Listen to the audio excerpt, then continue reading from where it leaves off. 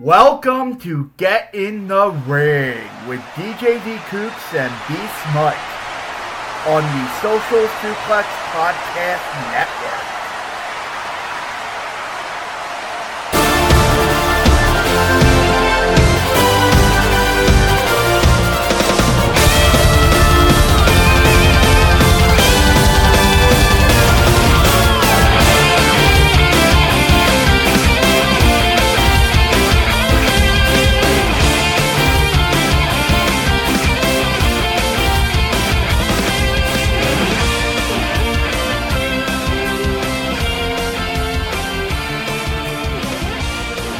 Yes, it is! It's time to get in the ring with DJ D Cooks and Beast Mike. As you guys noticed, I've made a revision on the Get in the Ring intro this week. As on the normal intro that we've had for so many years. That's Beast Mike, by the way. Which Beast Mike is now included in the intro. Before I used to host this by myself. Yep.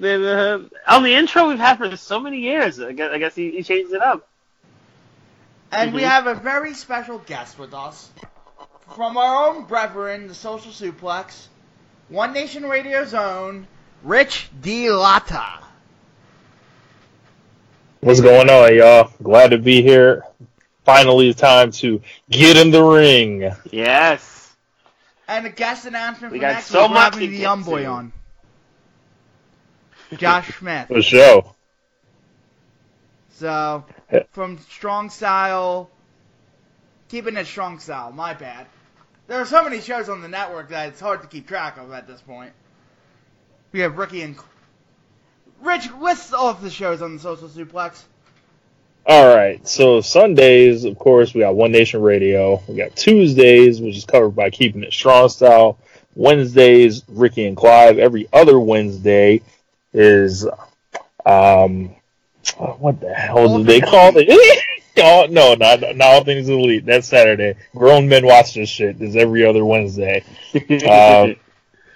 Thursday is Getting the Ring, or Friday. Sometimes you gotta switch it up. And then All Things... whenever I get it out. Yep. Pretty much. So that's what we got. Yeah, so we are looking to grow our network, but that more to come on that in future episodes. As I leave people with a cliffhanger. But this week on Get in the Ring, we are covering Raw, not SmackDown. We covered SmackDown and this past week's SmackDown on Sunday's episode of Get in the Ring. Raw, NXT, Power Struggle, and Dynamite. Plus, we'll preview Full Gear and take a brief look at the Wrestle Kingdom card as it is for this upcoming January, because they made some announcements and they made the World Tag League announcement, so we'll be reacting to that as well. So, we do this in chronological order, so that means Power Struggle is first. Because Power Struggle was Sunday morning. I didn't get to it till Monday morning. Was it Monday morning, Rich? I want to say it was a Monday morning. November 3rd, so we're talking... that should be Monday morning, yeah. Monday morning. And we had... Power Struggle was a very good show. If it had a classic, it would be a show of the year contender, in my opinion. But the only thing that lacked was that classic. Rich, would you agree with me on that? Yeah, I would say, listening to Keeping It Strong Style and everything that I'm gathering on the reception of the show was like, Power Struggle probably came off even a little better than King of Pro Wrestling this year. And just looking at it, as you mentioned, like, you always want a classic, but sometimes you don't get it. Other times you just get, like, a couple really good matches at the top, and then, setting up big things like Hiromu's return and, the Chris Jericho angle with Hiroshi Tanahashi. And sometimes that stuff is enough to supplement what may lack in the classic match department because Wrestle Kingdom's coming. So Power Struggle the last couple of years has been the home for, hot angles to really lock things up. Right. Right, and it's like the go home. If World Tag League's the go home Raw, then not World Tag League. What am I thinking? World Tag League final sucks. Time. but if King of Pro Wrestling I'm trying to make a comparison in my head. If King of Pro Wrestling is the pay-per-view before WrestleMania, then Power Struggle was really the Raw before. But in this case, the Raw superseded the pay-per-view. But we'll go through the card quickly. Volador Jr., Teton, TJP, and Clark Connors defeat Jushin Liger, Tiger Mask, Ryusuke Taguchi, and Yuya Uemura. TJP hits the detonation kick. And how much of the Super Junior Tag League had you watched, Rich? I didn't catch much, but I heard a lot of great things about Birds of Prey. Of course, Ospreay and Eagles. Ospreay is continuing his year, being the tournament killer is what I'm hearing. Yeah.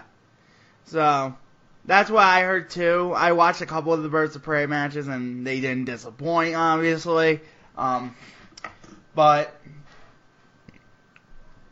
Ospreay's God right now. We have to get that out of the way. This is a pro Will Ospreay show.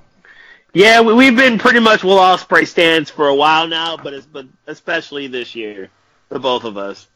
Yeah, I don't know how you can say a bad word about this guy, the way he's wrestled this year. He should be the Stone Cold Lock for most outstanding performer this year. Yes. Yep, we've championed that cause. Yes, we firmly believe that. Hell, if he hadn't got hurt last year and before Kenny ran him down, he was looking like, that guy up until May. You're right, actually. Sure was.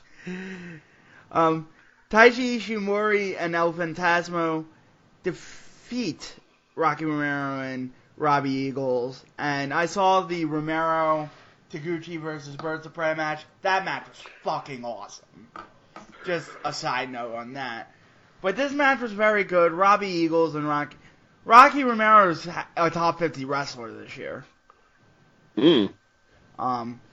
Because his performances in the Best of Super Juniors and in the Junior Tag League. And Elvin also, Rocky Romero, Social Suplex Podcast Network alumni. Check it out on Keeping It Strong Style. Word. Yup. Social Suplex Podcast Network alumni Rocky Romero. Top 50 wrestler in the world right now. And he's always consistent, too. There's nothing bad you can say about Rocky Romero. And Robbie Eagles is Robbie Eagles. Phantasmo's good, and Ishimori's good, Bloody Cross CR2 finish off Romero. There, Evil Sonata and Shingo versus Zack Sabre Jr., Minoru Suzuki, and Lance Archer. Sonata would win with a cradle. This was a good tag. That's all I can say. Undercard New Japan tag. I was expecting Rich to come in with dead air, but he doesn't have as many thoughts as I do. I'm on fire tonight, man. Yep. Can't be stopped. Kota Ibushi and Hiroshi Tanahashi versus Kazuchika Okada and Yoshihashi. This was really good. High Fly Flow finishes it off on Yoshihashi because why not? Yoshihashi was the obvious pin eater here. Yep. There's a job to be done, and there was someone to be beat, and Yoshihashi specializes in such in such activity. As my friend Damon you know where I'm going with this, from the New Japan Purocast, I've met him before. During like all the New Japan Ring of Honor shit and the New Japan, I just saw him. Yoshihashi is a bag of socks. Let that sink in. Post-match, we got a video mocking Tanahashi from Chris Jericho. He challenges Tanahashi for January 5th, and it's official for January 5th. Tetsuya Naito versus Taichi. This was really good. They were countering their finishers, and then Naito finally counters the Black Metronome and then hits the short Destino for the win. This was really good. Naito brings out the best in Taichi.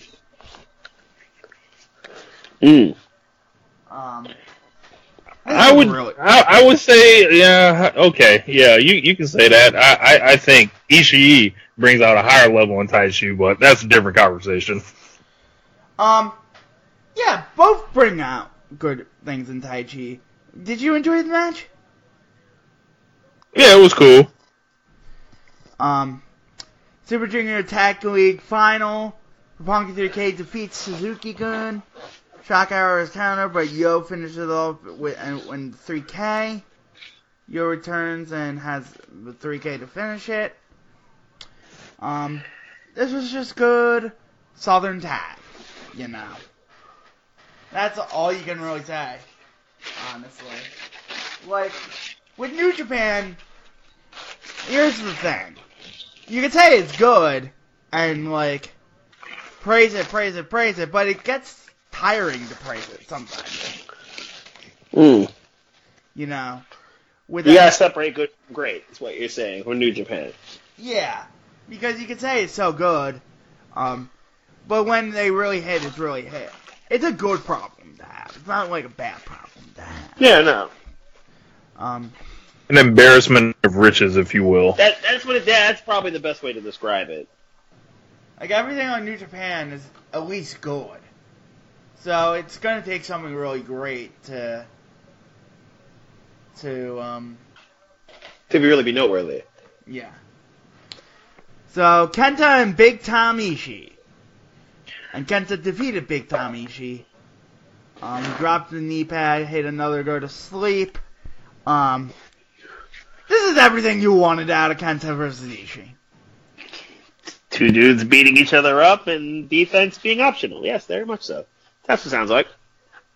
It was exactly traditional never title match, and I'm kind of sad to see Ishii kind of left out in the cold. As great as he's been this year, I don't have a clue what he's doing for Wrestle Kingdom. What do you guys think he's doing? Who's he tagging with in Tag League? I don't know off the top of my head. I'd have to look that up. Yeah, that's a good point about Ishii. Ishii does deserve a dance partner. No, he's for tagging with the bag of socks. He's not giving the tag. He's probably going to be in the Rambo, which is sad. He probably deserves better. Deserves better. Yeah, that's been a real sore spot for me with New Japan. Is what's happened with Ishii. That man was so great during the G1, so great during the New Japan, and maybe he'll end up being a contender, early next year. Will Ospreay versus Bushi. This was great, obviously, because it's Will fucking Ospreay. Another 4.5-star match. It's almost getting tiring to say this is a good Will Ospreay match. It's like embarrassment of riches at this point. But it's like he's so good that you're almost numb to it. It's the same thing with New Japan. Yeah, I liked him taking the mist. I thought that was a pretty funny spot. Spinning it back in Bushi's face, giving him a taste of his own medicine, blinding him. Have either of you gentlemen had mist spit in your face before? I can't say that I have.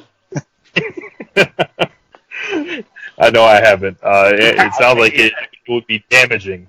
Yeah, no, that would probably be a very painful thing to have. Early on in the misting concept, they have different color mists, like the green mist and the red mist, and each mist would do something different. The concept. That's hilarious. I forgot what red did. I forget what they did, but you know. I would have thought red would burn your eyes and green would be like disorienting or something. Wow, Derek Carr could something like that, actually. You're not far off. But Hiromu fucking Takahashi video runs. He'll be back in 62 days, January 4th. Hiromu is here. Ooh. And holy fuck, Hiromu does not give two fucks about working safe. Let's just put it out there. Hiromu gives no fucks. He's coming back with a broken fucking neck, and he's like, I'm gonna be the same maniac that got me here. Basically, you've learned. Gotta respect him for that. Basically, you've learned nothing, but we respect that you've learned nothing. Yes. Yeah, I can't say that I'm surprised. I didn't expect Hiromu Takahashi to change a goddamn thing. I'm happy that he's not. Like, if he wants to wrestle that way, that's up to him. I'm not the safety police. I'm not about to try to regulate this dude. Just give us the fire, and we'll enjoy it for as long as, he holds up. As long as we can, yeah, as long as his body allows it. Him and Will are going to be fucking insane. That's probably going to be the best match of Wrestle Kingdom. It's gonna be it might be the hardest match of the whole card, yeah. Of the two parts. I would like them to get, like 21 to like 26 minutes. Yeah. That seems about right. Use the first 5 minutes or so to get Hiromu right, to kind of get him back up to speed, and then basically from the 6 minute mark, right, from the 6 minute mark on to the rest of the match, it's a demolition derby. You know Hiromu Takahashi is going to be minute 1.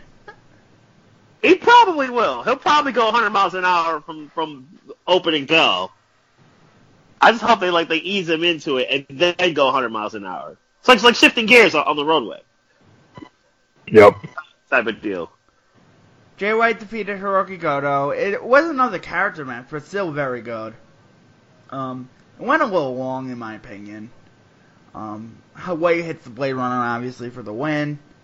And then they did the shittiest, post-Raw angle to set up the tournament. And then Okada, at the press conference, was like, ha ha ha ha ha.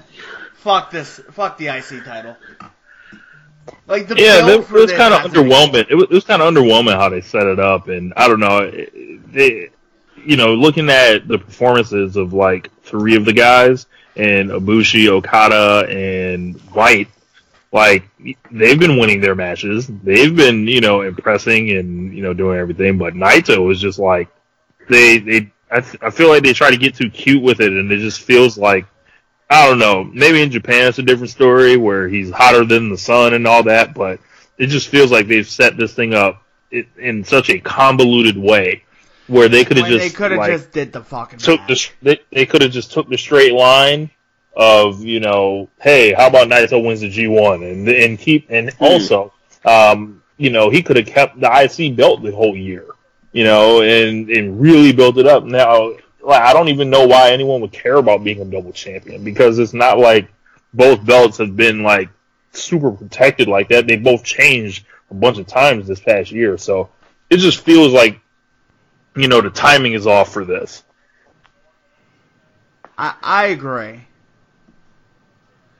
I sort of agree with that, but at the same time, they felt like you can defend this, but you can at the same time.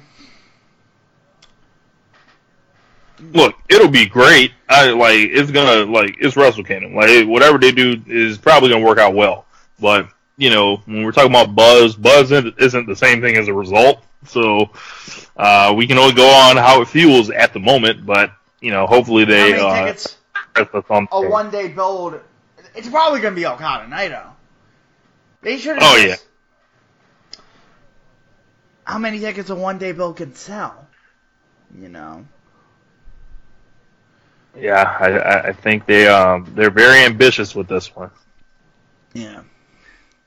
Oh, here's World Tag League.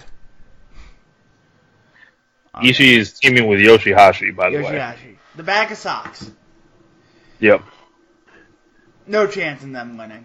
Well, I don't even like Ishii standing that close to Yoshihashi. Like, Yoshihashi's like that stink might just try to rub off on Ishii, but luckily Ishii is such a real man, he'll just repel all that stuff. Yeah. I shook Tomohiro Ishii's hand. Yes. I have a picture. I have a picture with Ishii, and it was quite amazing. See how tall he was not. He's very short. Mm. Not very, but you know what I mean. Probably the winner of the World Tag League is either going to be Evil and Sonata or fucking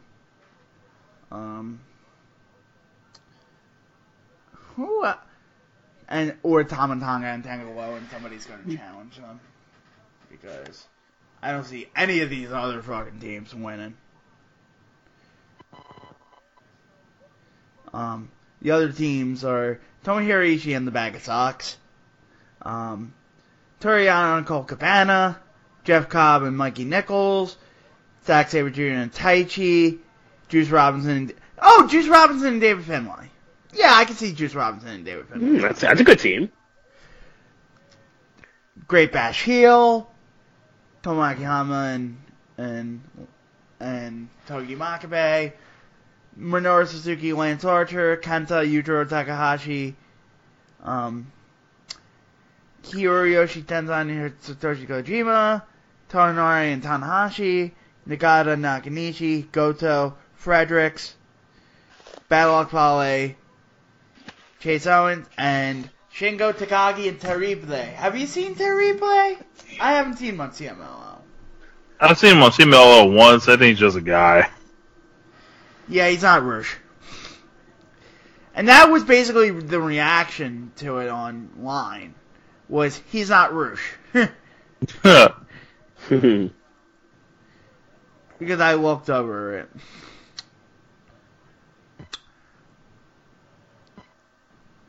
So, we'll look at the Wrestle Kingdom cards as they stand right now. Night 1, January 4th, is Kota Ibushi versus Kazuchika Okada. Jay White versus Naito. Not only do the winners face off for the 2 ballots, but the losers will face off in a special singles match. So we're probably going to get a Bushi White. Night 2. Will Ospreay versus Hiromu Takahashi, and the Jushin Liger retirement match 1. The 8-man tag, not the single, with Liger, Fujinami, Sasuke, and Tiger Mask with El Samurai cornering them, versus Naoki Sano, Shinjiro Otani, Tetsuko Takiyawa, and Raisuke Taguchi with Kuniaki Kobayashi. Who the fuck's facing Liger? Yo, that's like the real mystery right now. Like, yeah, really. That's the real mystery. It's like you see all the people that are coming off the board. You see all the people that are coming off the board, and it's like, are they gonna do Phantasma? Like, it's like, oh, that would be like.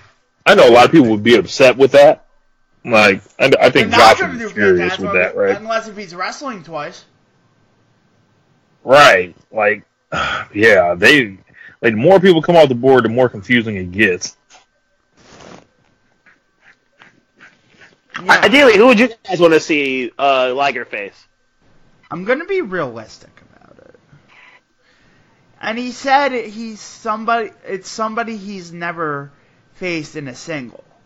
Am I correct on that one? I think he said he wants to face someone that he's never faced before. Never faced before. Yeah. All right. For me, it would have been Hiromu Takahashi. So I'm not sure. They could still do it.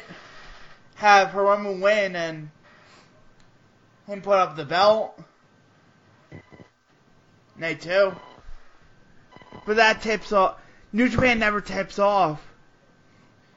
Shingo? Shingo would be interesting. Even though he's a heavyweight, I don't think they've crossed paths. Shingo Takagi.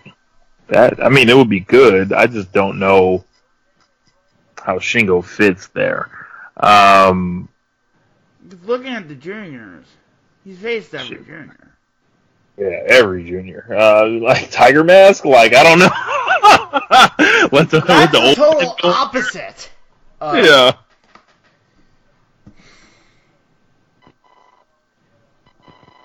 So, we don't have an idea. Yeah, no idea. DM us with the idea? Tomohiro Ishii, fuck it. That would be fucking good. Have Keisha Liger come out. Aida for Suzuki. But New Japan's interesting, as they are moving towards Wrestle Kingdom, the World Tag League. Doesn't that start in like 10 days? Someone look up the exact start date. Yeah, and we got Tanahashi Jericho. Yeah.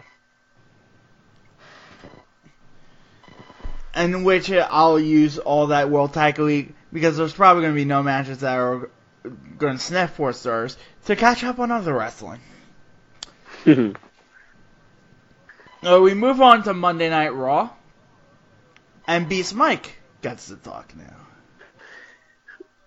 Now, Raw, obviously playing off of last week's SmackDown, where it was basically an NXT invasion. Basically NXT invaded and took over SmackDown. So Raw kind of followed up, and I think what's been really good about it is that Raw has been really good at doing that lately. They've been Raw and NXT and SmackDown have been really good at building up Survivor Series and building up how we got here. Yeah, I agree with that. From the clips I saw from Raw, it was pretty good. But first, we have to talk about Raw speeches and Seth Rollins and Dave Meltzer. Yeah. We have to. Yeah. Rollins continues to Rich is like chalking his lips right now because who has the Seth Rollins apology tour? Name himself a Suplex group chat. I think that's Rob, if I'm not mistaken. Rollins keeps putting himself right into the fire. He actually served Dave Meltzer because, let's be fair about it, but still, rah-rah speeches, really? Hashtag rah-rah? Block the fuck off. I mean, it's amazing how quick, like, some of these folks in WWE will go at, like, Dave Meltzer, when he has, like... Berman, of course.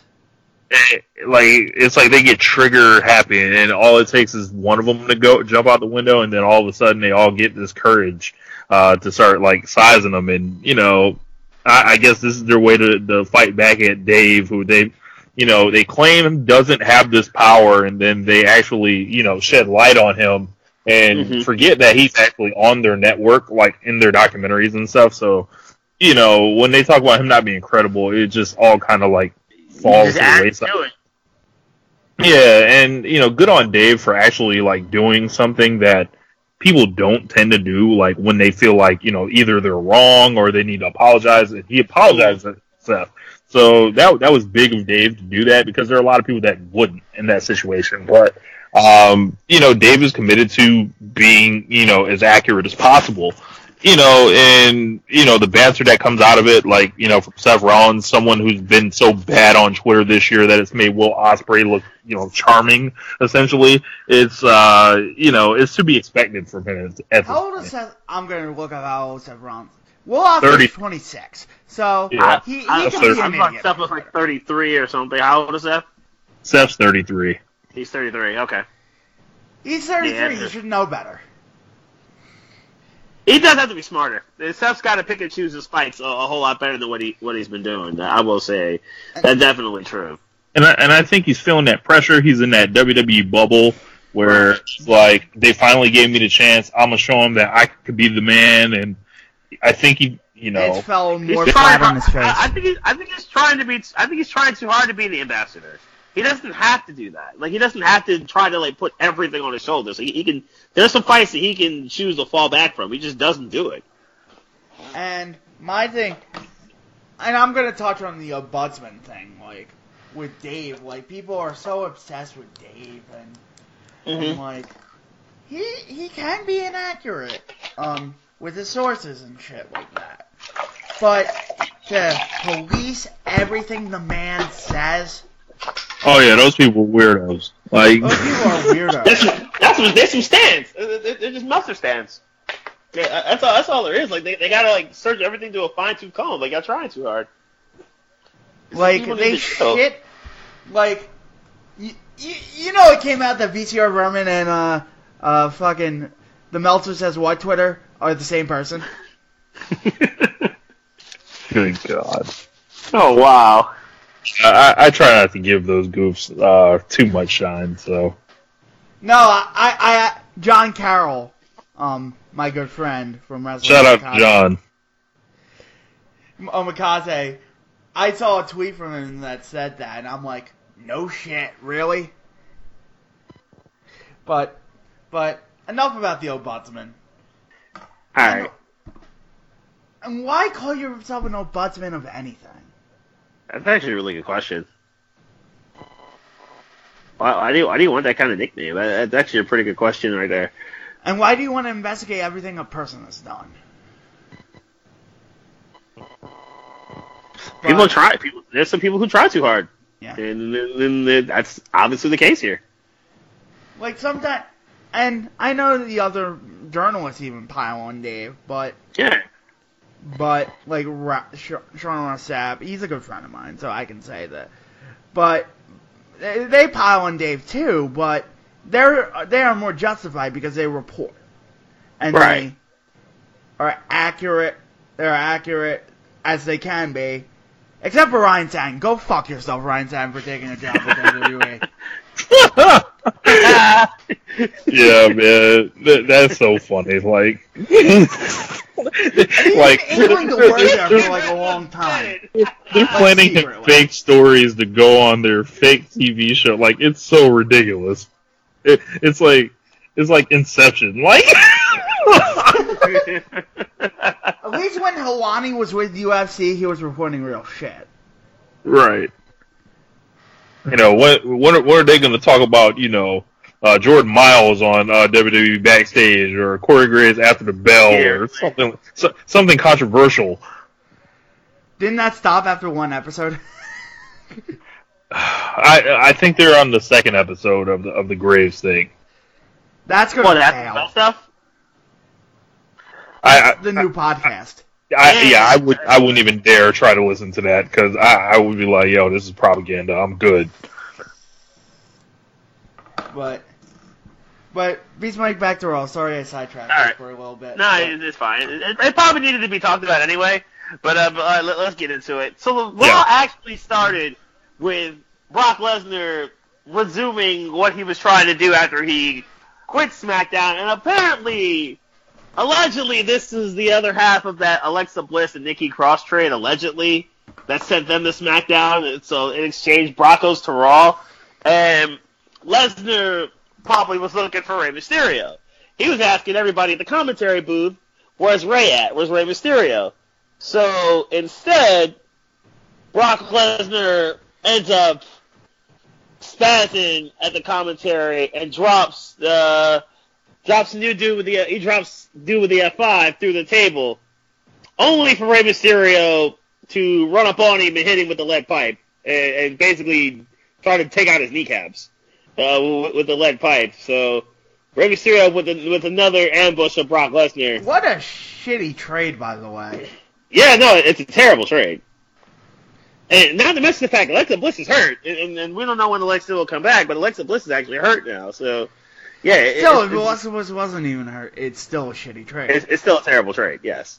Yeah, like that wouldn't be like. There's no one in their right mind that would like do that trade, right? No, not that. No, not at all. Like, you have to be on strong drugs. probably Bliss stands, but you got to be on fentanyl, like. But who are worse, Bliss stands or Sasha Banks stands? And I don't know, man. Ooh. Because they'll both so I think the Bliss stands are delusional, right? As far as talking about how good Alexa Bliss is, I think the Sasha fans are more aggressive though. If any type of perceived slight, I tend to be a Sasha Banks fan, but I don't do that stand stuff as far as changing your avatar to the Sasha Banks and tracking the hairstyles and all that, and being in people's mentions, giving them death threats. But her fans are more aggressive, but the Bliss fans are more delusional. That's probably about right.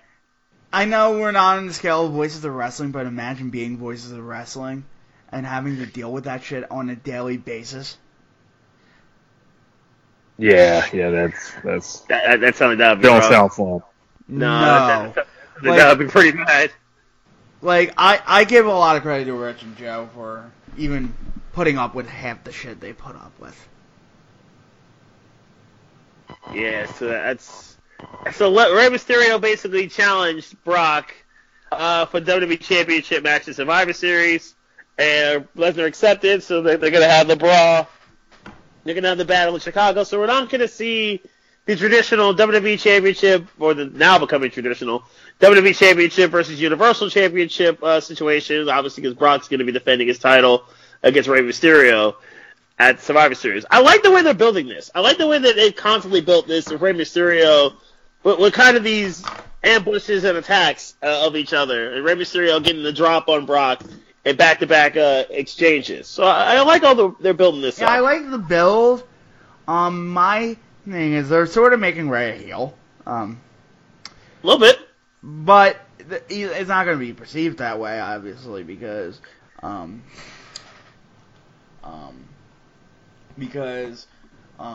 Rey is so beloved. But at the same time, all this, I'm happy that they're not doing, a triple threat, But this is probably better than what would have been Lesnar, Cole, and Fiend. Probably better than that. 'Cause I don't know how you build that. I don't know how you possibly build that. So I'm good if they're going this route. And what the fuck does Seth Rollins do? With the Fiend on... they should just give him the ball. They're probably going to have Seth captain a team at Survivor Series or something. I'd imagine... Well, what else are you going to do with him? Yeah, you're right. You can't put him on SmackDown. You're right. They're going to make him team captain Raw. He's going to team captain Raw. He's going to have to. Oh, man. They got nowhere else to put him. They put him in. There's nowhere to go. You can't have him fight Brock, and you can't have him fight Bray because he's on SmackDown. So there's nowhere to go but have him captain Team Raw. You probably have him captain Team Raw. You probably put all three members of OC with him, and maybe one other person, and you have SmackDown have a team and NXT have a team, and you probably go with the triple threat 5-on-5-on-5 situation. Unless it's just all-out brawl, it could be a giant mess, but we'll see how they do it. The first actual match of the evening was Natalya and Flair versus Kabuki Warriors. It's a good match. I like it. And it's interesting seeing Natalya and Charlotte as a team, considering all the fights they've had against each other. But since they have so much respect for each other, I guess that would make a whole lot of sense. Ultimately, it was Flair and Natalya getting it done against the Kabuki Warriors. So it was a good look there. It was a good job there. It was the sharpshooter that actually made Asuka tap out. So very impressive by Natalya to make Asuka tap. It's a good match, and this screams those two are going to fight the Kabuki Warriors for the tag titles at some point soon. You'd have to think. Yeah, you would think so. And, that's the first time Charlotte really has a, she's away from the world title picture, so, they like giving her a belt at any time they can. What? And this is the one. This is the only one she hasn't had. So just throw her into the tag situation. Why not? I guess. Next up, Buddy Murphy versus Cedric Alexander. Two guys who have continuously fought each other. They seem like they're going to fight forever. Their matches are incredibly entertaining when they do. So another one of those matches between Cedric and Buddy. Ultimately, it is Murphy who gets it done with Murphy's Law once again against Cedric Alexander. But this has been another one of those really, really good rivalries that they've kind of slow played for a long time now. Remember the Cedric Alexander push that we all heard about this summer? Yep. When we had those really good fights with Drew McIntyre? Yeah. Yeah, just checking. I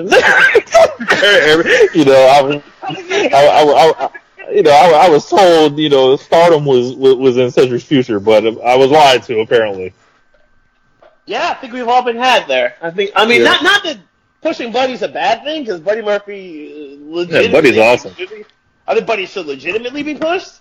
But I was so expecting Cedric to jump into the U.S. title picture and kind of be like the main foil for AJ. But they really have not gone that route. They have really not gone that route. Right. Good win for Buddy though. Next up, this is the part where Rollins cuts in, the Rollins part of the show, and as the Rollins has been trying to. Obviously, he can't come after Bray. Obviously, he can't come after Brock. His hands are completely tied. He believes that his whole year has been a waste because Brock is WWE champion again. And then Triple H then promptly says, what if you go to NXT? Why not try to NXT as a run again? So then he put over Adam. So Triple H comes out and puts over Adam Cole's win over Daniel Bryan, which was a really good match last week on SmackDown. And now he's like, wait a minute, why don't Steph join NXT? And kind of rekindle the flame that he had when he was the OG and NXT champion. The OCs, AJ Styles, Luke Gallows, Carl Anderson, came to the scene and chased off an Undisputed Era that was already at ringside, preparing to what everyone seemed like they would jump AJ Styles, jump Seth Rollins. Instead, this was a trap by Undisputed Era. Dominic Dijakovic and Damian Priest came out of the crowd, and it basically became 6-on-2, or 6-on-3, until some of the Raw roster chased them off. But this is a good segment, continuing to build the invasion angles and the tri-branded fight that these three brands are going to keep going on, and there's obviously more to this later.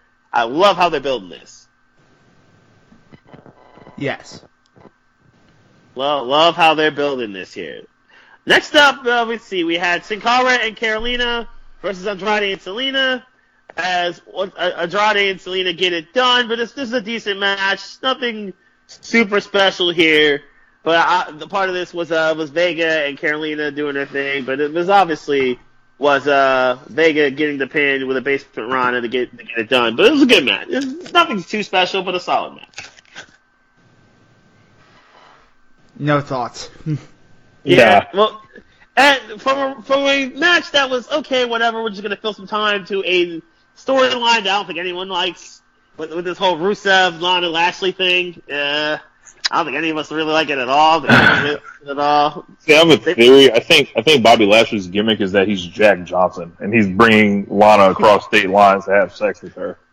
They really went with a torn groin injury storyline for Raw. I can't believe they went that route. Which obviously wasn't an injury. At least it's kind of a decent match between Rusev and Drew McIntyre until Lashley got involved with the Crush and Randy Orton with an RKO and Randy Orton jumped in and Ricochet got involved. And at least until the involvement, the match itself was actually halfway decent. But again, this is a storyline that probably needs to go away quick, fast, and in a hurry. Yes. The OC defeated Street Profits and Humberto Carrillo. Yep. AJ, let's face it, AJ cheated. He did a pop-up powerbomb and then pinned Carrillo using the ropes as Yuki's feet on the ropes. This was an interesting part of Raw. The Becky Baszler part, where obviously both didn't want to overlook Bayley, but it's obvious that these two are gunning for each other. And I love the sit-down interview between the two of them. I thought it was highly entertaining to see those two kind of go face-to-face and not go to blows. Because we know that time is coming when they're going to throw hands before Survivor Series, when those two and Bayley are in a triple threat match. This was a really good segment. I really enjoyed this. Isn't it ironic that every time Becky has like a match we really want to see, there's always somebody else in it? That's like it ends up like this triple threat. Yo, that's such a good point. right. The WrestleMania one where we were like, okay, Ronda versus Becky, we need to see that, and Charlotte shows up, and like Shayna versus Becky, yeah, we need to see that, and Bayley's here. Yep, no, totally good, totally true, 100%, 100% true. You talked about Street Profits and Creo versus OC. We talked about that. Viking Raiders destroyed 2 poor victims. Nothing more need to be said there. Now we get to the good stuff of Seth Rollins versus Adam Cole. Not as good as Cole versus Bryant, but a good match that ultimately got interrupted by the Undisputed Era interfering with looked like Rollins could have won the NXT Championship again. This turned into an all-out brawl and all-out mayhem to close the show, with Keith Lee doing amazing things and Ricochet doing amazing things, and Raw closing with an NXT versus Raw invasion angle. All in all, a pretty good Raw. Things work when things really needed to work, they mostly did. Best segment probably was Becky and Baszler. Of the closing segment on Raw was also pretty productive. So all in all, pretty decent Raw. We move on to AEW versus NXT. Viewers, only a 9,000 viewer gap, 822 to 813. I think what we were kind of learning so far is that this whole invasion angle of Raw and NXT is really working. And I'm just waiting for SmackDown to get involved in this and kind of SmackDown to invade Raw and SmackDown to invade NXT next week. I'm kind of waiting for SmackDown to get in on this too.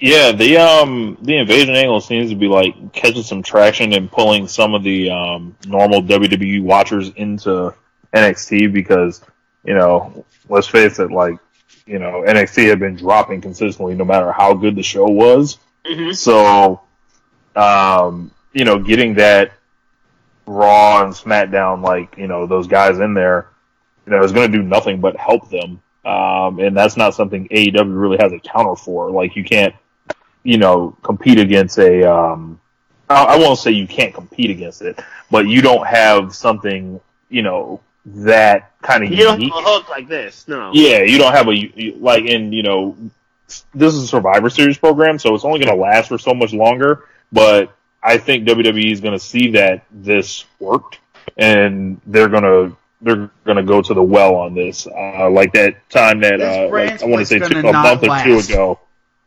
Yeah, like 2 or 3 months ago, or maybe a month and a half ago, Flair and Hogan popped a quarter hour, right? And they ran that into the ground until Flair and Hogan were, like, losing viewers in there. But I think AEW was spectacular this week, you know, as far as the go-home show. Yeah. AEW did their thing, and they absolutely had the best segment of the week between the two shows. So how do you want to do this, D-Kooks? Do you want to go with one show and then the other, or do you want to go alternate like we usually do? Let's go one show and then the other, because I think the way we've been doing it may have confused people, you know. But I don't think so, but you know how I feel. All right, so let's kick it with NXT first. Well, not NXT, AEW first. Oh, AEW first. Yeah, we can do it. The bastard. Pac.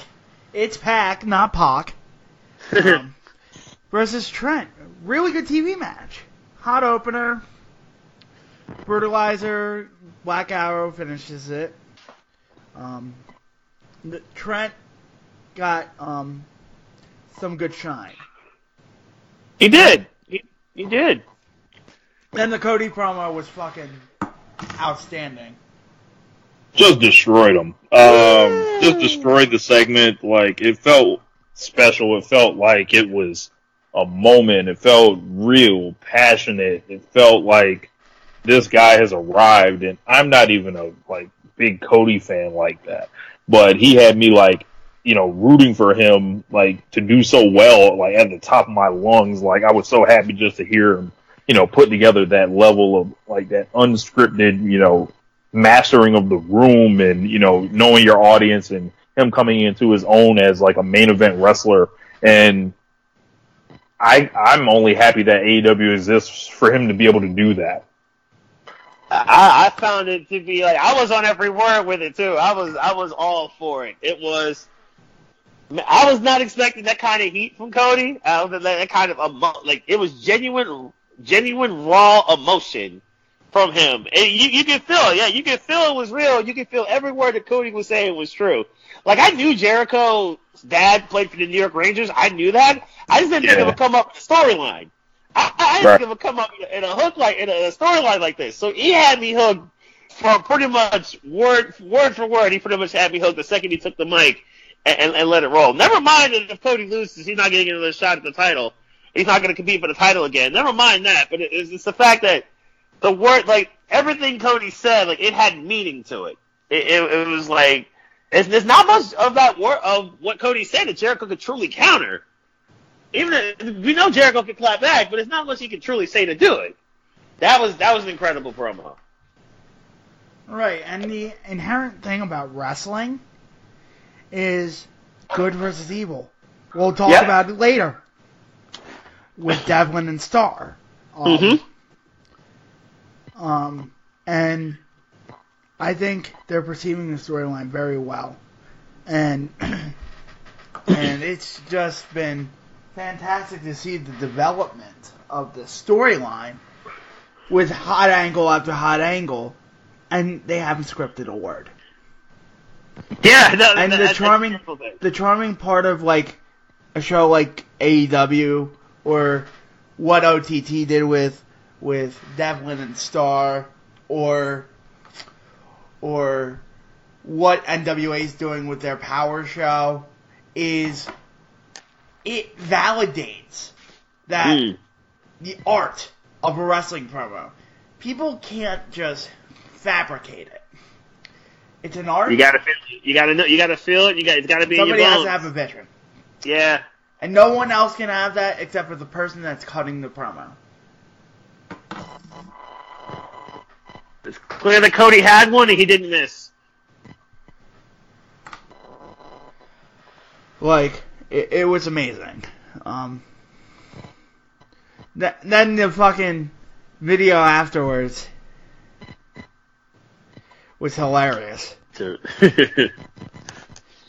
Of like some of the bubbly, and he's the youngest AEW World Champion.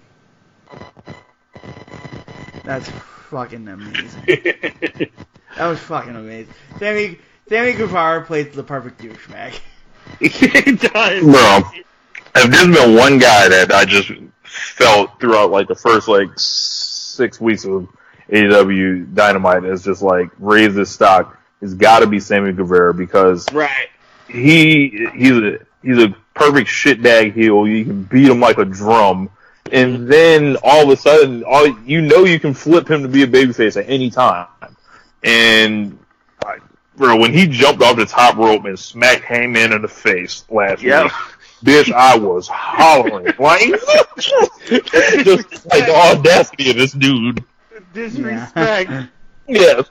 I was rolling with that too. That was disrespectful. That was hilarious and disrespectful at the same time. I honestly thought this would be MJF would kind of have that kind of early run, but I think his time will come. I would imagine his time will They're come. building a longer-term story with MJF. Yeah, it seems like it seems like he's going to turn on Cody at some moment in time. It's just a matter of when. Or it never happens and Cody turns on him and MJF's the biggest star.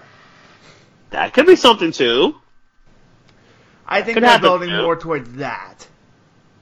Where Cody goes heel route. Okay. They're not even close to ready to doing it. No. I'd save it too. I would slow play it. I'd slow play that. That could be something you could do for like when they go home to Jacksonville, like to start the new year. No, I'm talking about a year down the line. Oh, you go a year out. Okay. With this like tension, with this like quasi like, you have to build it, and that's what something that WWE hasn't done in a long time. They don't slow play it as well as you think they should. They'll slow play storylines and need slow play. They haven't slow played storylines in 20 years. Yeah, Yeah, I can't think of the last one they really did. The last one they truly super slow played. I mean, like the Bryant payoff, like I think was maybe the last. I mean, that took 8 months. Like moment of relief, that they let something slow. Bro, and they hit the stop-start on that Bryant thing. Yeah. Like they didn't know what. Like they had to be dragged by their ankles into doing the right thing that year. Yeah, I think that's the last one I can think of. Like the last one they truly slow played and they got the right ending. That's the last one I can think of. Because even with the Kofi storyline, as much as we love Kofi and all, that was only a month. Right. When he won the title, I think they gave him all the wrong opponents, and they never treated him like they never gave him like a young guy like an Andrade who was like a fresh guy. Like it was like dudes he wrestled like 10 years ago, and it's like, well, this isn't really main event. I honestly think they had to do that Orton to kind of finish off the whole. Yeah. I 100% believe that the storyline, the rumor of Randy kind of held Kofi down. They had to do that one. Yeah, they had to do that one. I agree with you with the other ones. Like Owens, that match was fine, but I think they could have done better in the sense of giving him guys that he could probably help build along and kind of help put over, but still keep the title. In the thing that WWE doesn't do that AEW does, and what most other wrestling promotions do, is go with their initial instinct. Yeah. Like they are reactionary. That is 100%. Very reactionary, and you can't be reactionary in the business. Like if you're a wrestler, you have to adapt. If you're a booker, you have to adapt. And they have so many writing teams, and Vince has undiagnosed ADD. Undiagnosed ADD, though. All right, we're on another tangent. Let's see. No, it's a good tangent to go on. It's a good tangent, though. Because, honestly, we'll talk about it later with Devlin and Starr and my passion for that. Emi Sakura and Jamie Hayter defeat Riho and Shana. I like this match. Yeah, I liked it too. It was pretty good. I think it was a step in the right direction. The AEW's women's division has been a hot topic of conversation all on Twitter, and a lot of people taking them to task for, the presentation, which is rightfully so. They tell us they're going to focus more on, women, but I think they're really trying to figure out what they have. They have Rio, who they've made, someone that the audience cares about, and I think they've got a lot of pieces that can be really good, individually. They just have to focus them into a way that drives the narrative for the division. Because if you break it, apart, you got B. Priestley. She was red belt champion in Stardom. Rio dual champion in Stardom, and now AEW, and the thing with the women's division is, I think Britt Baker's not half as bad as she gets. People just pick on her. She had a good match with Rio a couple weeks ago. Right. Cut off there. What were you saying? I said I don't think she's half as bad as people like to pick on her for. Oh, you're talking about Britt Baker, yeah. Yeah, and she I don't think Britt Baker's that bad. No, Britt Baker's pretty good. Yeah, and I think she cut a pretty good promo. Some people didn't like it, but I thought the build for her and B is pretty good. So I think it's just gonna, like most things, take time, and once they get it rolling, I think they'll be fine. And I don't think people are patient enough with women's wrestling either, because I don't think, as much as people are gonna fucking brow bash me for this, I know women's wrestling is never gonna be the marquee that puts people into seats. It can be a part that does, like Becky, Ronda, and Charlotte. It can co-main. You think it can co-main stuff, but not be these signature. I think it can main event too. It depends. If you put if you lay the groundwork for someone to care about these people, I think you can main event anything. Yeah, especially if like Becky at one time, I don't think, it lasted by the time the main event came. Like, I don't think it should have been the main event. I think it should have been Kofi and Bryan because that was the hottest thing. But at a certain point, like the day after the Royal Rumble, like Becky versus Ronda was, that was the one. It was much of a WrestleMania main event as anything that would have been in WWE that year. So, I mean, AEW is going to, have to, do what they said they would do, essentially, and start working hard to get you to invest in these people. And I think that's like they haven't been working hard in the first place. People are not patient. Yeah, look, they've only been giving them one match every week. I think they got to do more as far as profile pieces, and also don't be afraid to put two matches out there. And I think they're nervous about the ratings, and they don't want to give an inch back. And that time that they put into the women will pay off down the road. The only thing is getting through that period now. Right. Mm-hmm. Because let's face it, with AEW, I'm going to do an overall evaluation of AEW. I wanted to do this before we reviewed AEW and reviewed NXT. My overall evaluation is that AEW can grow if they don't make the same mistakes as other promotions has. And they're very self-aware of what they are. And I believe that they won't make the mistake. I have more confidence in them than TNA or WCW. When WCW was around. I wasn't around, but, from what I hear on, Between the Sheets or Classic Wrestling podcasts, I have more confidence in them, and I think a wrestling fan should have confidence in them. But, at the same time, the fans need to be reconditioned, too, to be patient. That's a fair point. Am I wrong in that statement, Rich? I think that AEW has to do a lot as far as reconditioning people because WWE's literally been teaching people how to think about wrestling for years. Yeah. So, when you don't see enough tags in a match, people's brains are short-circuiting or whatever, and that's just comes down to the conditioning. So, AEW is going to have to, if they're going to be what they say they are, they're going to have to deal with some of that criticism heads on and feel like it's worth it for them to do that to be who they want to be. And for them, I said as long as they don't be cowards about it, they should be fine.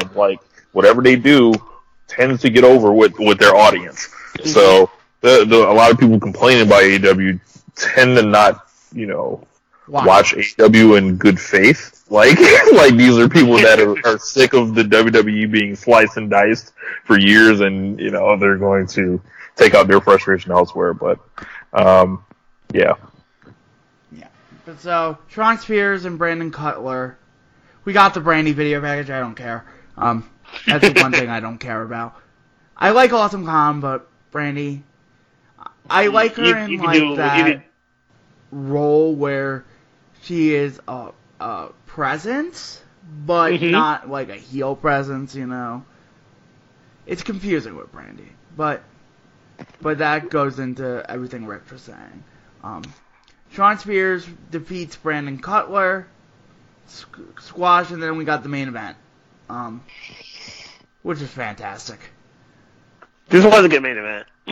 This was a pretty entertaining main event.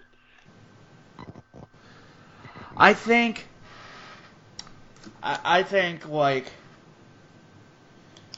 retooling of the mind will, because I'm a rarity in my 23 years of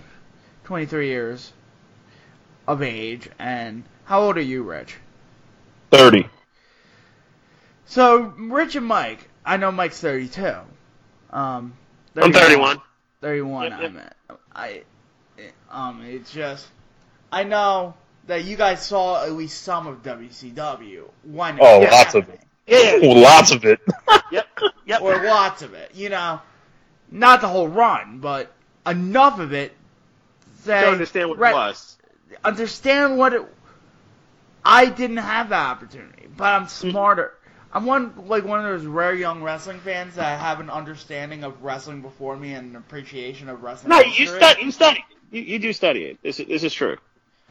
I study wrestling. I listen to classic wrestling podcasts. I like the stories behind it.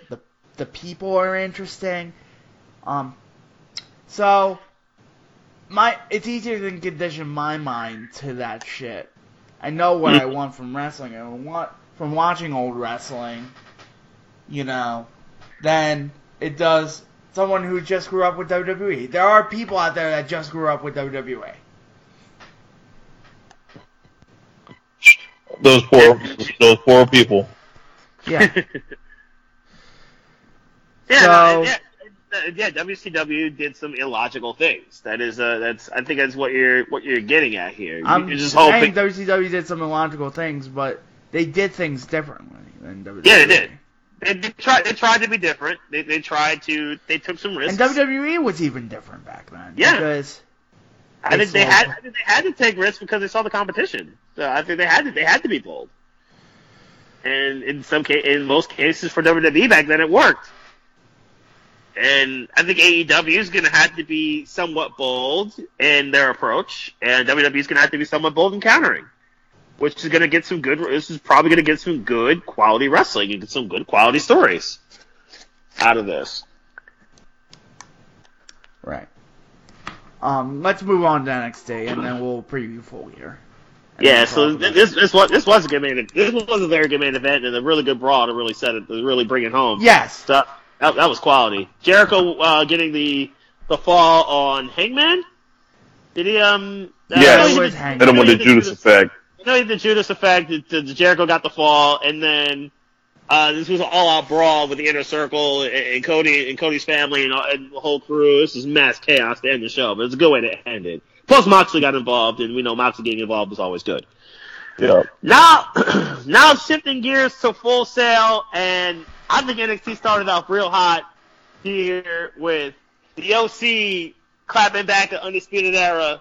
As Undisputed Era comes through, they're coming into the building, and then suddenly you see a boot to the face from Gallows to Cole, and then it's 3-on-4, and all 4 members of Undisputed Era catch a beating.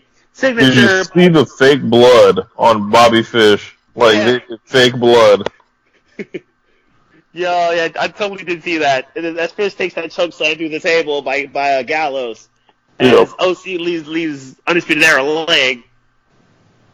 And we don't see most of them for the rest of the night. This leads to the OC storming the ring and basically saying they're basically declaring war on NXT. Ciampa promptly responding with one of the lines of the night. In so many times and so many years, people have been asking, when am I going to go to the main roster? And then he says, OC, welcome to the main roster, which I thought was a line that really stuck with me. Because a lot of people, myself included, would obviously believe NXT being the superior brand of the 3 in WWE over the last 3 years. So that was a good line to bring that home.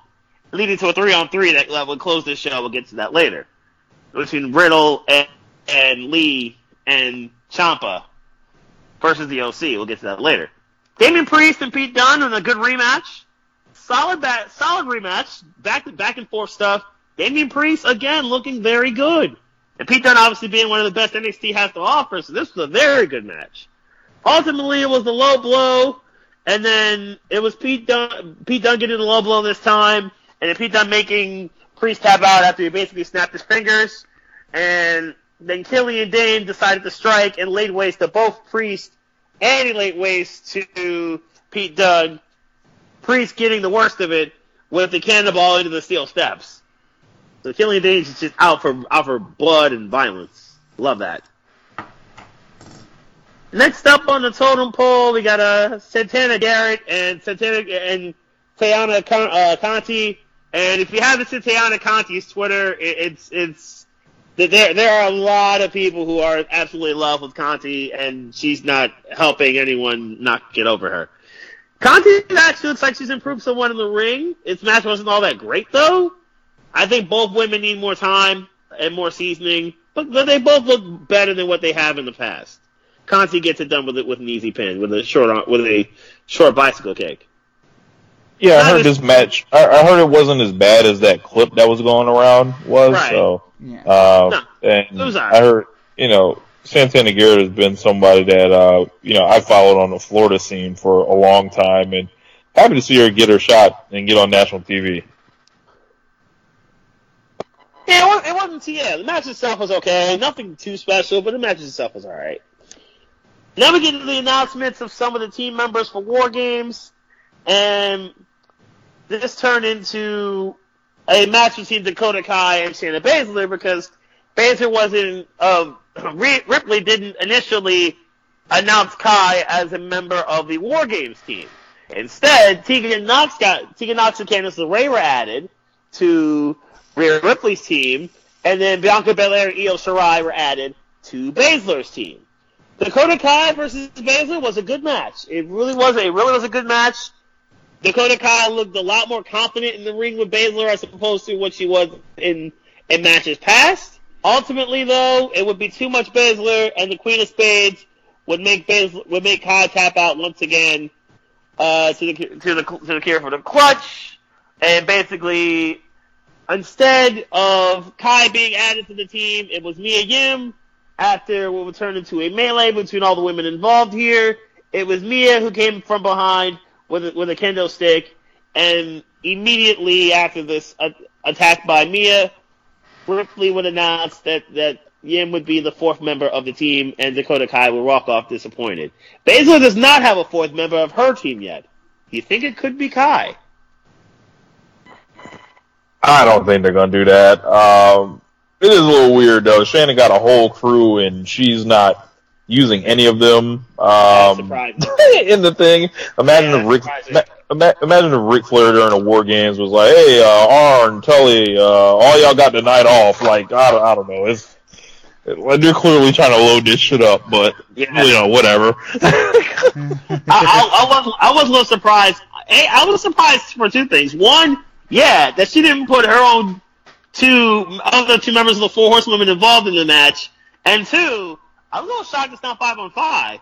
Personally, just she could put them both in, and then maybe one of them eat the pin so Shayna doesn't have to, type of thing. You keep Shayna strong. You can afford to have one of the other two horsewomen eat the pin. But yeah, I guess they didn't go that route, which I'm a little surprised by. Next up, no one can take him. Angel Garza defeated Tony Nese. And this was a pretty good match. I like Angel Garza, I really do. I like his style, I like his flow. There's a lot of swag there. I think him versus Leo Rush next week is going to be entertaining. This was a pretty good match. It really was. He's a star. I've seen him on the Largo Loop, and he's a master of working live crowds. Like, if there's a grandma in the front row, she's going to fall in love with him. The guys are going to respect him because they know he can wrestle. He's going to make a whole bunch of money, and I hope he gets it all. Yeah, he's gonna him versus Leo Rush is gonna be legit next week. I think it's gonna be a very entertaining match between the two of them. This was my favorite match of the night. Was Dijakovic versus Swerve, and this was first off, Isaiah Swerve Scott's entrance theme is absolute fire. I love the entrance theme. Second, the match itself between Swerve and Dijakovic just shows once again the versatility of Dijakovic to be able to wrestle dudes as big as Keith Lee and wrestle dudes as small, and he's got probably a clean 100 pounds on Swerve, and he was able to go match move for move and hold for hold with him, and Swerve vice versa, showing that strength and power that Swerve has. It's really underrated. I love this match. It was highly entertaining. I thought it was tremendous stuff. Dijakovic and Lee is probably my favorite rivalry under a WWE banner this year. I would say I love this. I love this stuff what Dijakovic has been doing this year. Ultimately, it was Swerve making one mistake, and Dijakovic made him pay with the Feast Your Eyes, and I like that. That's another really good move, too. So, very good match. And then the main event. The main event itself, OC versus Ciampa, Riddle, and Keith Lee. Pretty solid match, which then turned to chaos. It was no contest because it was absolutely mayhem. Balor came out. Keith Lee, I thought was the star of the match. Keith Lee did some crazy good stuff in this match as well. Obviously, with the pounces, wiped out the ref and then wiped out AJ. And Finn Balor then interrupted to lay out Riddle to show love to the OC. And obviously, the history between Balor and the OC is well documented.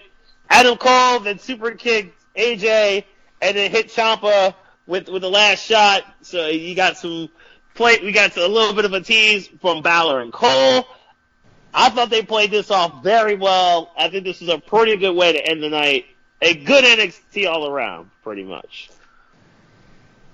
We sort of touched on Full Gear in our AEW discussion, but here's the full card.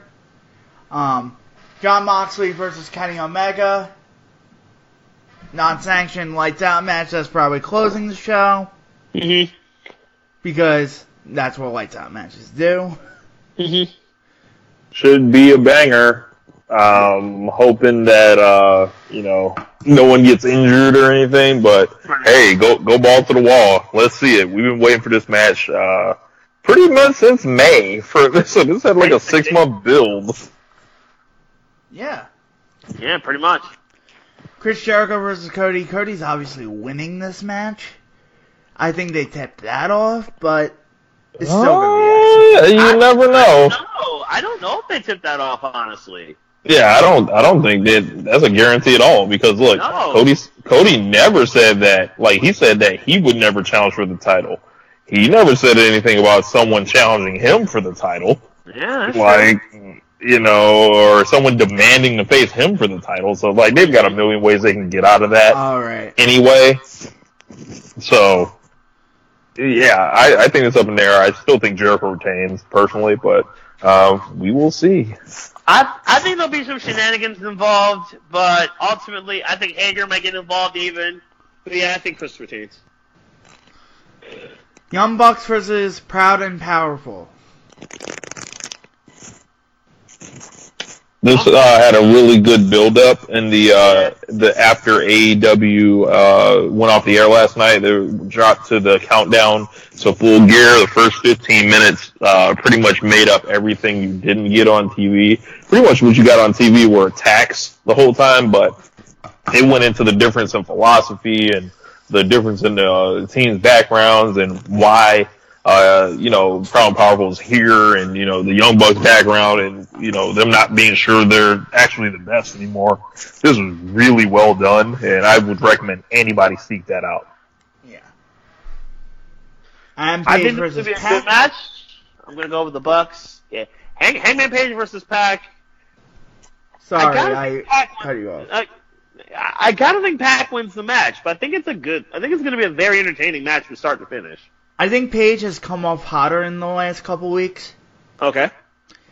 He had the good promo last week and the good match. I think it's a tough booking situation to be in because these are two of your top guys for the future. Mm-hmm. But I see Page winning. I think Pac's gonna keep the momentum rolling, and eventually get a TV title match against somebody. Right. That's why I say Cody wins, because I think the match you want to do is Cody Pac. Right. That'll be good. Because Pac's never lost. You can always build Page back up. Yeah, you could. Makes sense. B. Priestley versus Britt Baker. Speaking of B. Priestley and Britt, did you see B. Priestley almost break my with Tony's neck, by the way? I did, and people don't like B. Priestley already, so when something like this happens, she gets a little bit more, kind of like how the Bellas would get, shit when they would mess up in matches, but a little bit different energy behind this one. I literally saw, like Kawada, mess up the same move. So someone put a GIF out there on Twitter. So shit's gonna happen. Like as far as like botches, so I'm not tripping over it. Yeah, I wasn't tripping over it either. People make mistakes, but like as long as Mayu is fine and she gets back up, I mean, gotta let that go. Riho versus Emi Sakura. They've done a really good job building Ryo up as champion, and like we talked about before, I think Ryo retains. I think they're gonna do more with Ryo's run here. I think Ryo's gonna retain. Yeah, Ryo for sure. Yeah, Ryo. So Cal Uncensored versus Lucha Bros versus Private Party. This is way too soon to pull the trigger on Private Party, so it's down to Lucha Bros versus SCU. I think SCU keeps the titles. Yeah, I think SCU keeps it. Yeah, they'd be cowards if they took the belts off them that fast. Like, why did you just let Lucha Bros win the tournament? So, SCU will retain. And then Joey Janela versus Shawn Spears is on this show as well. They've been building Spears up pretty heavy. I gotta think Spears wins. Yeah, I think Spears is gonna be getting groomed for like the next kind of babyface that's down. So I could see him facing Paige. I could see him facing Kenny on TV at some point. I could see, somewhere in that range. They're building him up for something. I thought the Cody thing was a disappointment, but with that, Shawn Spears did show enough where he can be a gatekeeper. Yes. Yeah, he was excellent during the whole build-up, and then the match the match itself was quite dry. Yeah. I don't have anything against Spears. It was just a disappointment, the Cody thing after you started off with a hot angle. We didn't get the payoff that we should have from that. Because the build-up was excellent, the chair shot, the whole deal. Everything about that was great, except the match. You just didn't get the payoff that we should have. But I think Shawn Spears can recover. Yes. AEW is one of those companies where you can recover from it. And like Cody bounced back like a rubber ball after that, as we've seen. I think Spears with the right feud can too. And Janela you can build up at any time too. Sure. Janela's young. Yeah, Janela is 30. So you can build him up at any time. I don't think Joey Janela is ever going to be no top guy for you, but I don't think he's a top guy. He's a perfect utility dude you can plug in to face anybody because he's a nut. I think he has a better persona, and if he actually is committed like he says he is to becoming more fit, maybe he's never going to have a chiseled body, I'm not saying that, but more fit and become better in the ring, I think he can become a main eventer. I see that potential in him because of his persona. Yeah. I'm looking at the AEW roster right now, and you miss some people, Dark Order, you don't miss the Dark Order, but Dark Order's on the show. I wish Darby Allin was on the show. I wish Joe Janela was on Jimmy Havoc was on the show. Hopefully Luke Shorts comes back strong. But they're giving you the opportunity to miss people. Yeah. MJF's not on the show. Yeah. I'm surprised he's not on the show. I really am surprised MJF's not involved here. That's friends. Michael Nakazawa. I was being sarcastic with Michael Nakazawa. Everyone loves Michael Nakazawa, though. I was at the New Japan CEO show, the first one. That was like a disaster. And Michael Nakazawa worked the dark match for that. And he absolutely Jabali. And also he did like a gauntlet. So he beat some local young boys or whatever from some promotions. And he fought 3 opponents, right? And he was cutting promos between them. He's hilarious as a heel. And like, if you put him on TV and let him talk, like he speaks English like really well, and he can get heat. Like, you know, if he ever wants to not do the silly babyface thing, he can still be silly and all that, but be a heel and actually, you know, really, you know, try to do something. But he was entertaining as fuck. That's pretty much what I'm trying to get to. Oh, I thought he faced Jason Rance. We're not going to talk about what Jason Rance is. Everybody who's listening knows this because there was a whole Twitter.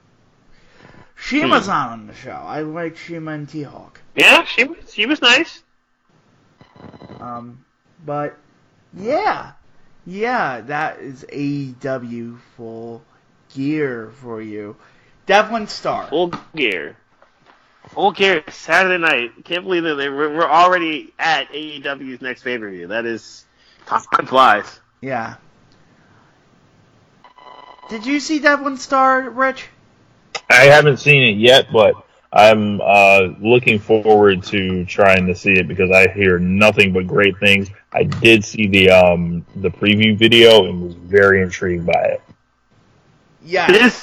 Wow, and you know what happened? Like, this was good. This was the story. The promo video was really good. The crowd was hot.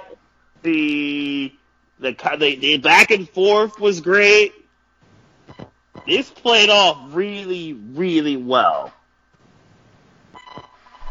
Right.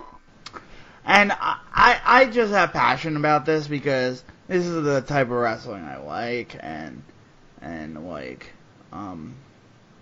because people feel like people can't get emotion out of wrestling anymore. That's bullshit.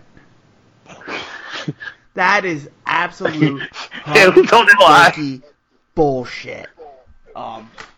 Hunky dory bullshit. This was emotion at its finest. I mean, I was emotionally invested from bell to bell. I was emotionally in on this match. Like this match was dope from the jump. Just some people parachuting in got the emotion. People who have been following the story have even more emotion. Those fans were invested. So to say that, like one of those Jim Cornette-isms, like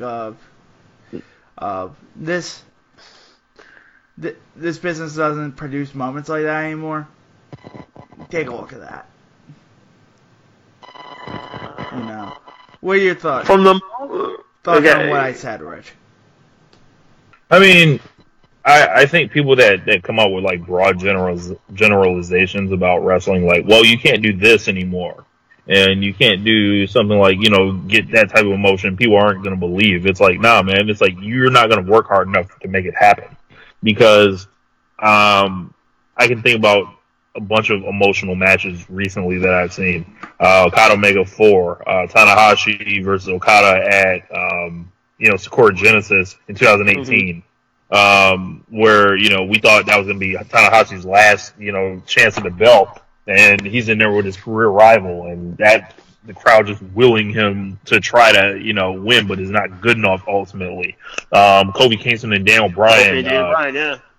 You know, grown men crying, you know, watching that match, and it's not gonna, like Dustin and Cody. Like, it's not going to happen every day. Like, I don't think emotion is meant to be it's not meant to happen, you know, ridiculously often in wrestling, right? But if you lay the groundwork and you do the work ahead of time and you're always, like, setting stuff in motion to make things matter, you'll have a higher chance of that happening. And what Starr and Devlin did, it looked like just a complete different kind of story.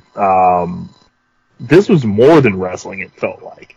It was like a man versus a corporation. It was, you know, it was politics. It was life. It was like literally good versus evil. And people really got caught up in it from what I'm gathering. And just seeing the preview and knowing what Starr and Devlin, you know, I saw their last match. Knowing what those guys can do is like, I can't wait to see this one. You should. I watched it last night. It was I had to watch it from start to finish. Like, and first off, this is like the first that really seemed like a full-on David Starr thing. I love that the crowd did every word of his introduction. I thought that was, I was fully invested in David Starr from that point on. And your favorite wrestler's favorite wrestler line got me. I mean, I thought that was great. It was.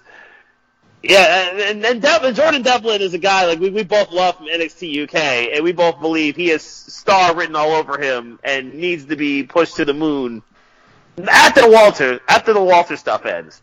But he needs to be pushed to the moon and probably pushed to the moon with that title after Walter's done with it. But yeah, they built this up really, really well, and I love how the crowd basically called him a sellout because of the NXT stuff. But this is really done. This is really well done. Just to touch on some of the things, it's just I don't think it happened all that often back in the 80s and 90s either, or in the 70s, or you're gonna strike lightning, but it's not gonna happen every day. And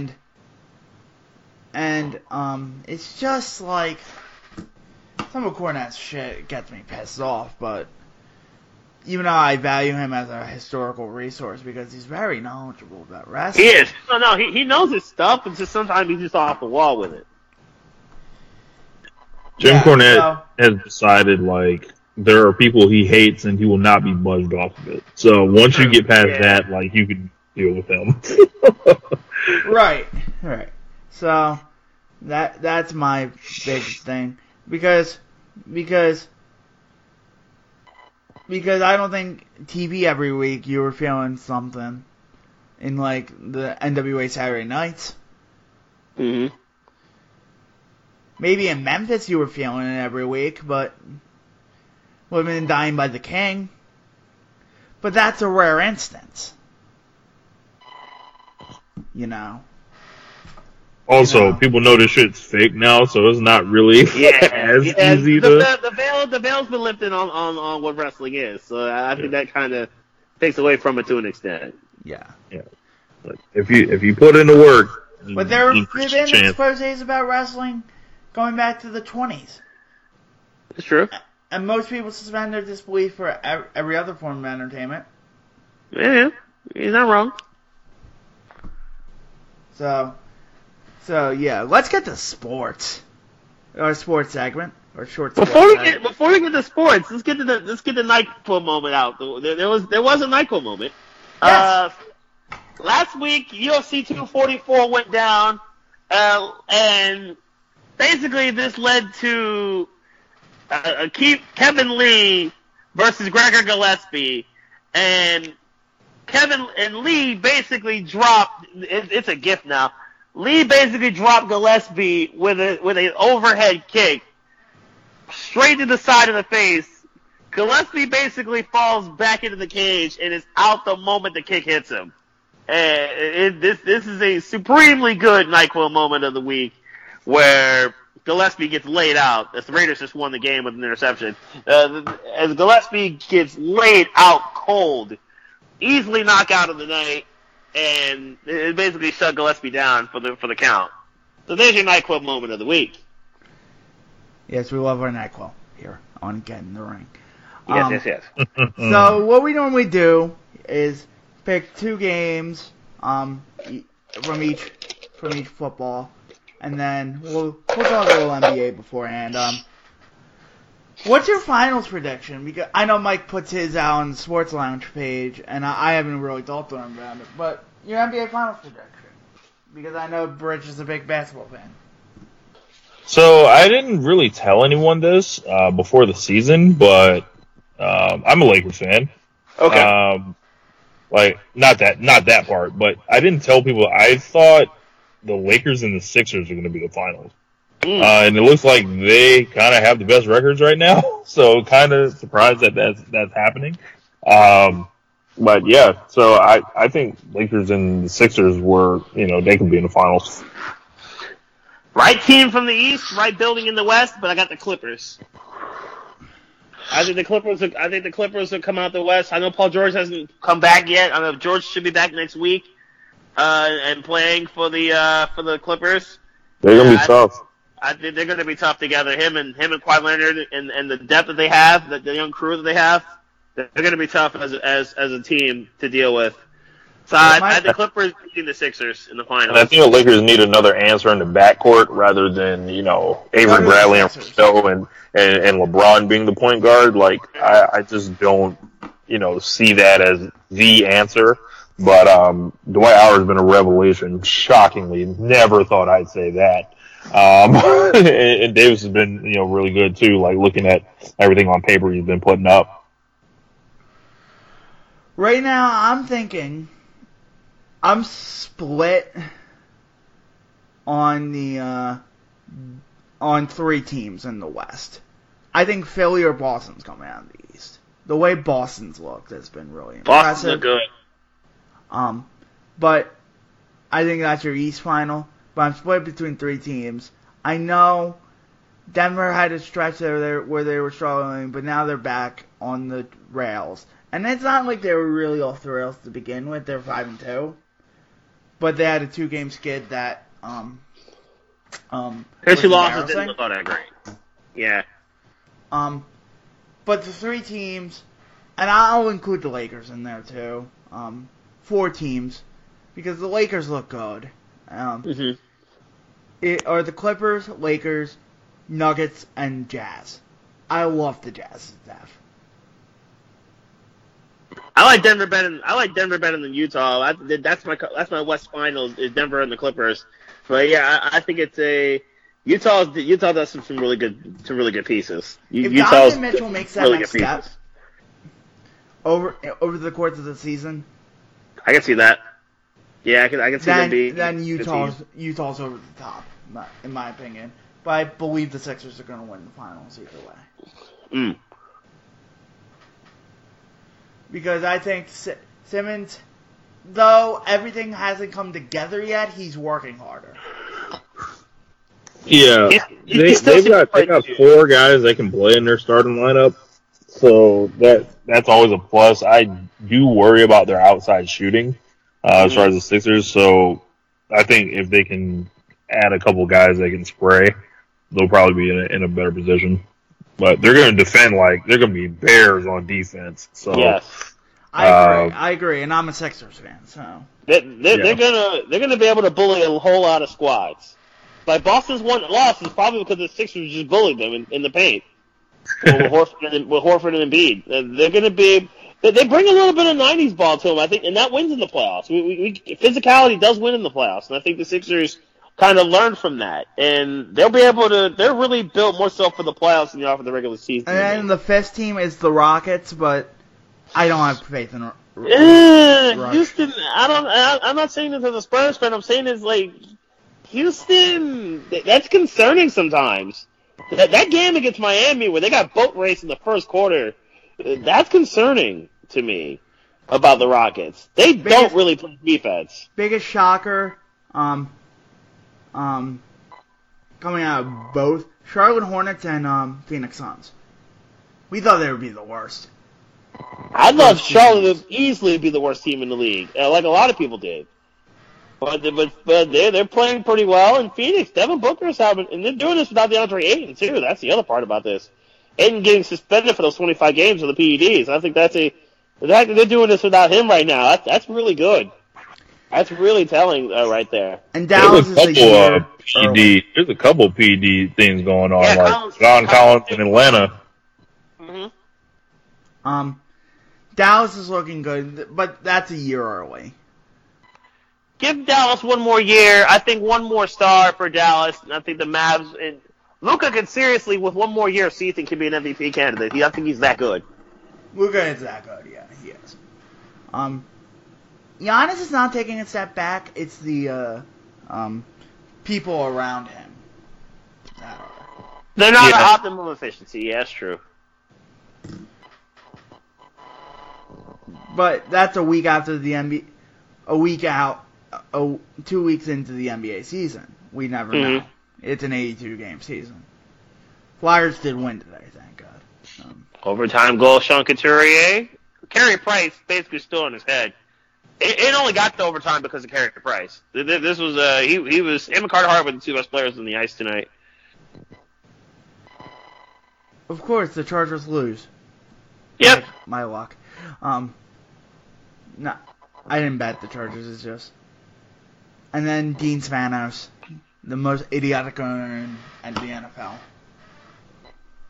No, that goes to Dan Snyder. Dean Spanos is number 2. But they were never going to move to London, but I think Spanos did the right thing by defending that. But what a messy situation that was. That turned into. This week's games. We actually have a good Monday night game. Yeah, Seattle and San Francisco. That's a big Monday night game. I'm picking San Francisco at home. Yeah, give me the Niners at home. I think that the Niners, they're not going to go undefeated, but they're not going to lose this week. At Seattle, I probably could give the edge to the Seahawks. But, yeah, at home, the Niners have been really good at home this year. I'm going to go with San Francisco. Your 2 MVP, your 3 are Christian McCaffrey, Lamar Jackson, and Russell Wilson. I had Deshaun Watson as a 4th, but yes. Those are the MVP candidates right now.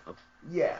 I forgot to turn around Watson, but... Deshaun Watson's had an excellent season so far, too, so I got to put Watson in there. But something I found interesting, and somebody said it on Get Up this morning, was that the way the Ravens offense is efficiently running right now, not like effectively going, they're on pace to have the same efficiency as the 07 Patriots, last year's Chiefs, legendary offenses. So they're doing it in an entirely different way of physicality, of ground and pound, and the occasional throwing to Andrews or Hollywood Brown, and they're doing this.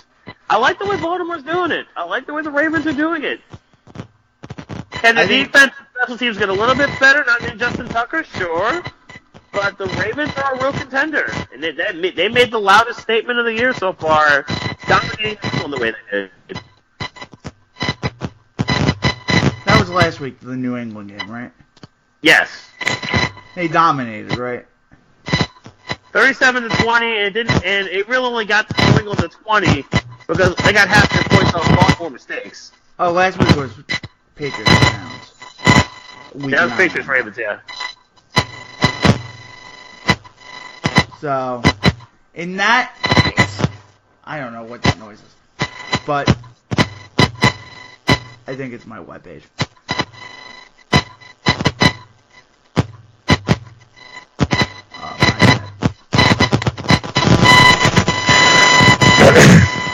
Sorry. What happened in there? I'll edit all this out after.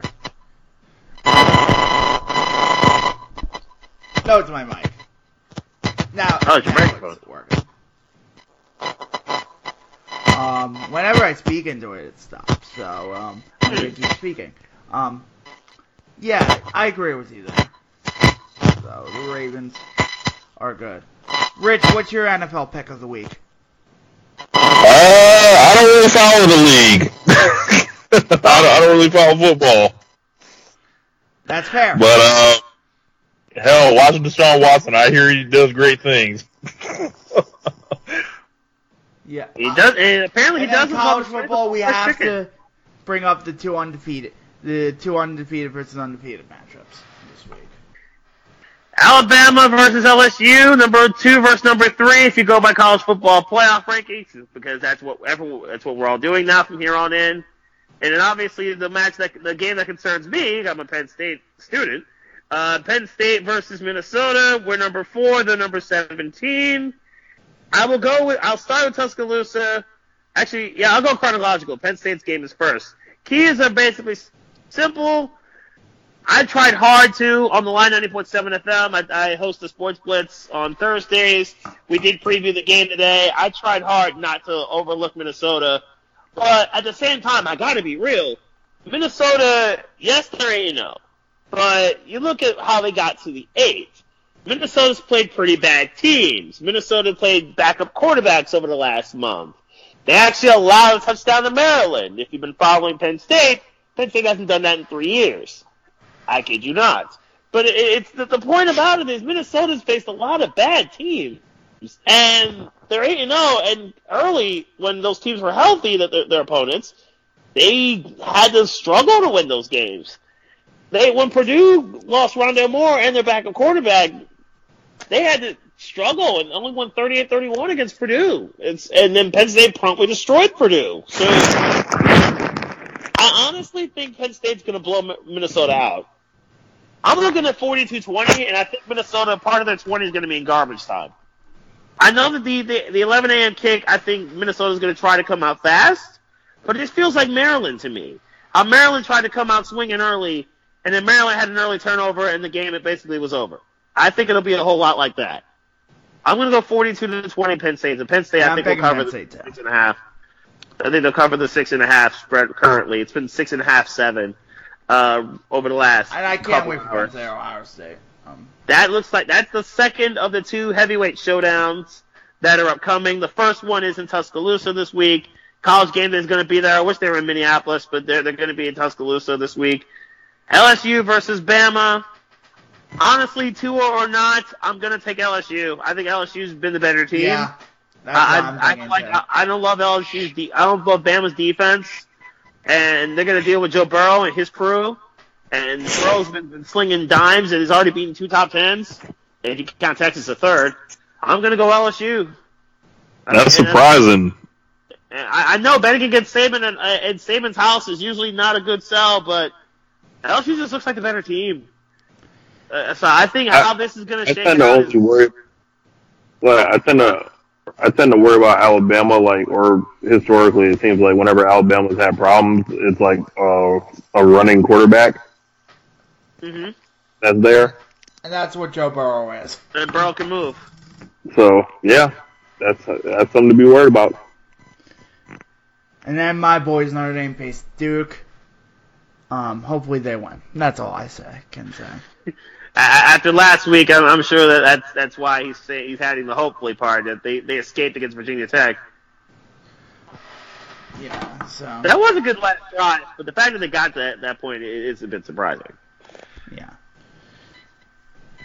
Yeah, but yeah. So, Twitter plugs. Yep, twitter.com/BeastMike. You can. I'll obviously be posting stuff throughout the days on Saturday and Sunday for football stuff. I will be doing the wrestling. Speaking of wrestling, I will be producing the wrestling for Penn State for Penn State's inaugural wrestling match for 2019-2020. They will be hoisting yet another banner at Rec Hall. That'll be their 8th championship banner in 9 years. That is basically college wrestling, runs through Penn State. You have maybe the greatest wrestler of all time, collegiate Cael Sanderson, as your coach. You probably get why this is happening. But yep, that's what I'll be doing pretty much this weekend, and obviously I'll be keeping up with the Penn State and Minnesota game. Rich? Make sure you guys check out. You can follow me on Twitter at RichLatta32. Also check out One Nation Radio at One Nation Radio. And give us a listen on the First Sports Podcast Network. Yep. We have some big things coming up starting in the next year. That's all I'm going to say. Nice. No doubt, man. Thank you for having me on, man. Yeah, and you can find me at DJD Kooks Russell. Until next time, that was Get in the Ring.